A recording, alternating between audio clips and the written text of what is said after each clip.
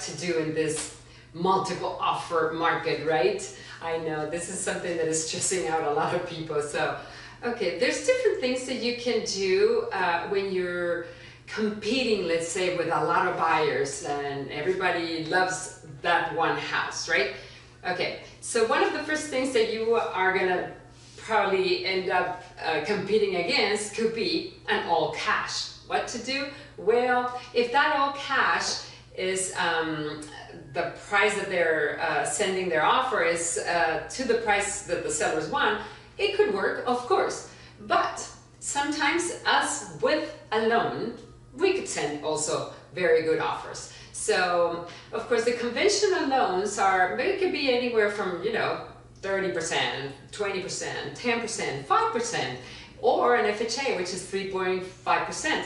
So they're all conventional, but what they look for, a lot of the offers need to come is also a good deposit. So if your offer doesn't have like a big down payment, well, at least what you can do is send a good deposit.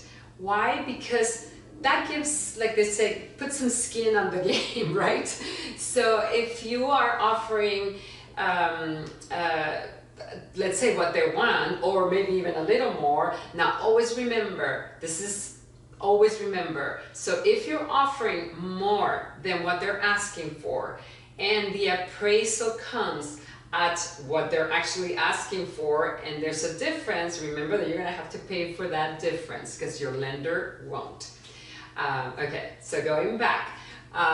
So if you put a bigger deposit, that's just gonna look much better. So that's one thing. Another thing that you can do is on contingencies, if it's a house that is in really good shape and everything, maybe you can remove some of the contingencies. You can take a look, your agent can tell you if there's some contingencies that you can remove and make it more attractive. So another thing that you can do is, of course, if you're in a multiple offer, don't think of asking for closing costs. Why?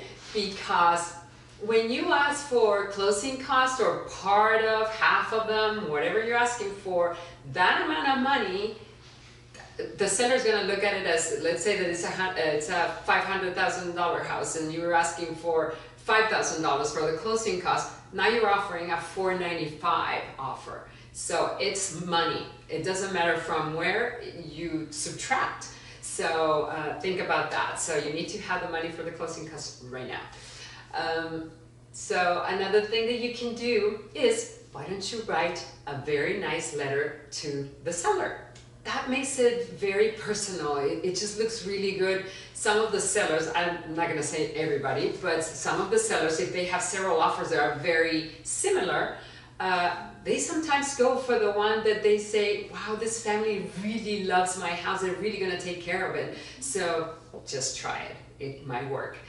Another thing is, make sure that your real estate agent, it's an agent that has relationships with other agents. Why? Because that helps too.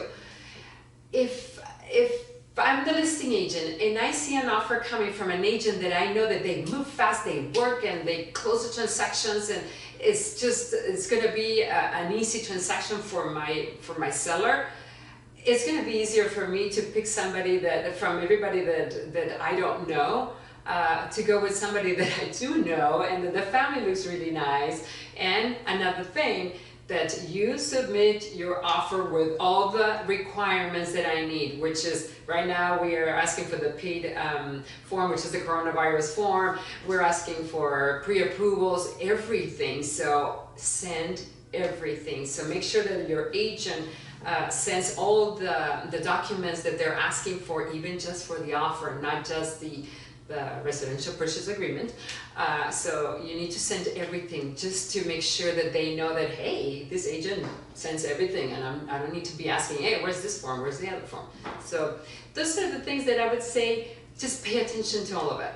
It doesn't say that you're going to get the offer, but you get better chances. Okay, so please take care right now. Don't forget, subscribe and like my video, and I will see you on my next video. If you have questions, always reach out to me. Thank you.